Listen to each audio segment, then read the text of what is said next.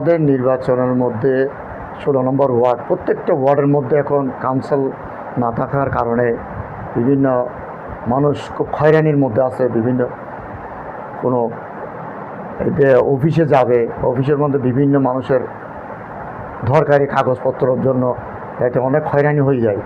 তো অবশ্যই খুব দ্রুতর মধ্যে নির্বাচনটা করে কাউন্সিলর প্রার্থী হিসাবে কাউন্সিলরদের জন্য দরকার যেই আসুক, যে একজন ভালো দক্ষতা মানুষ যেন দেশের কাজের জন্য সুনাম থাকে, ওইভাবে এলাকার ওয়ার্ডের প্রত্যেক ওয়ার্ডের মধ্যে কাউন্সিলর দিতে হবে, ওইভাবে মানে দেশের জনগণের কাজের মধ্যেও লাগতে পারে।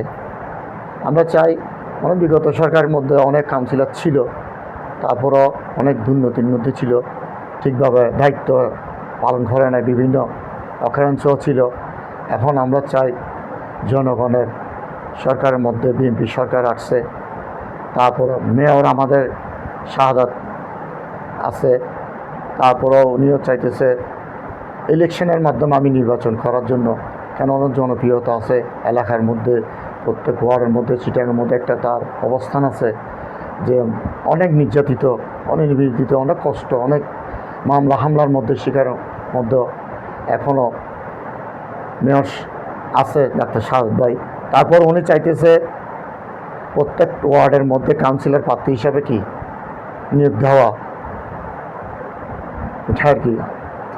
যে আপনারা কি কোন ধরনের কি প্রতিটা ওয়ার্ডের মধ্যে কি দল থেকে চাইতেছেন না নির্দলীয় যে কোনো ভালো লোক? অবশ্যই দলের মধ্যে অনেক ভালো মানুষ আছে, দলের মধ্যে অবশ্যই দরকার, দলের মধ্যে যাচাই বাছাই করে সবাই সিদ্ধান্ত নিবে কাকে ইলেকশনের মধ্যে কাউন্সিলর প্রার্থী হিসাবে গ্রহণযোগ্যতা হবে, এলাকার উন্নয়ন